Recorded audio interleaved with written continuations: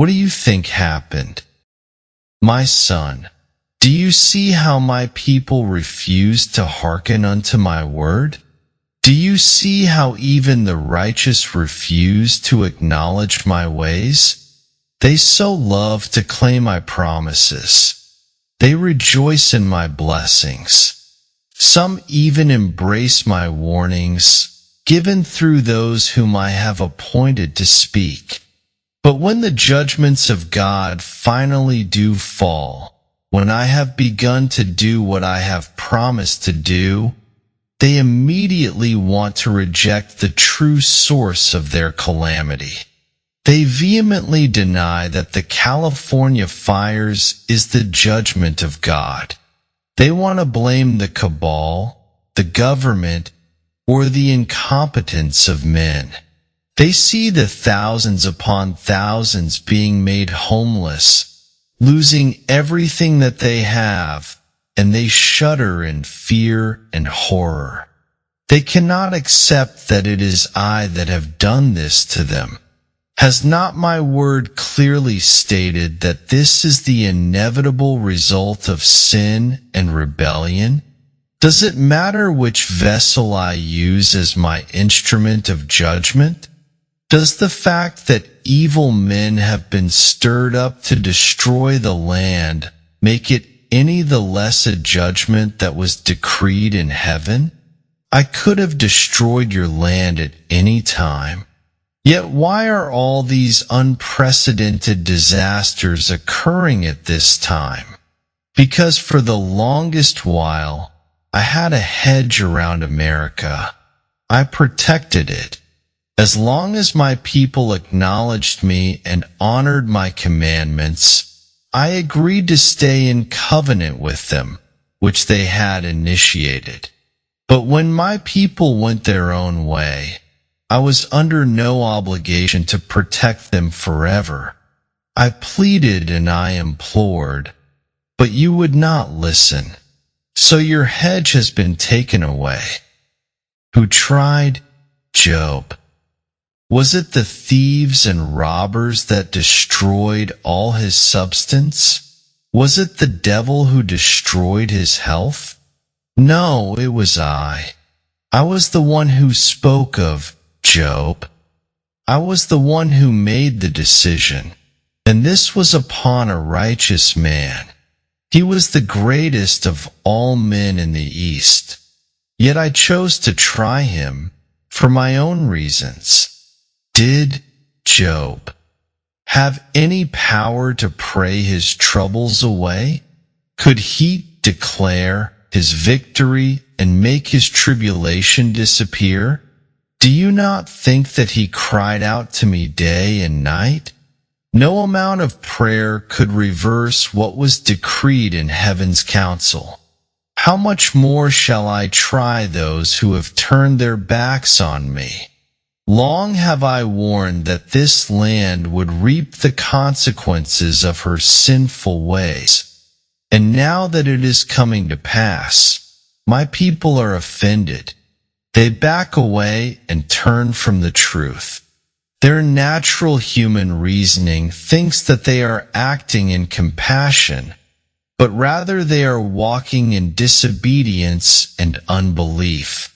But they claim that I would never punish the righteous along with the wicked. Surely there were many righteous amongst the wicked. Did they not lose everything as well? How could this be? Do you think Lot would have been spared if he had refused to leave Sodom when I told him to? Do you think I would have waited forever if he had chosen to disobey me? How do you know I had not spoken to many, telling them to flee the wrath to come? How do you know if many did not obey? If you do not obey my voice, you too shall perish along with the rest. Let this be a lesson to all my people. Judgment has arrived.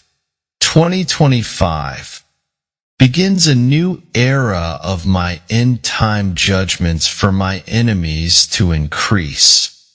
The disobedient will be swept away. Partial, lukewarm obedience shall not suffice any longer with me. Let the nation heed my warning. We are entering the days of the last call. To those who are able to receive it, the fire of my wrath that has been unleashed is my final blessing upon a rebellious and apostate state. For these souls, this calamity is their final opportunity to repent. They are being given one more chance to turn and return unto me. Make no mistake, it is I who have stripped them of their comforts and their wealth. I do it as one last plea for them to turn from their wicked, selfish ways, to turn from the filthiness of their abominations. Now that they have been stripped naked, shall they come to me to be clothed with white robes of righteousness? Or shall they defiantly persist in their nakedness unto death? For those of you not yet touched by the hand of my Father, take heed. Do not presume that these people were greater sinners than yourselves. Unless you repent, you too shall perish. Unless you once and for all turn unto me, and away from looking to men for your deliverance, your turn shall come. The days that I have warned about for many years are now upon you. You have run out of time. Will you put aside your hearts of stone and accept my judgments, or will you continue to deny that it is I who have brought you low?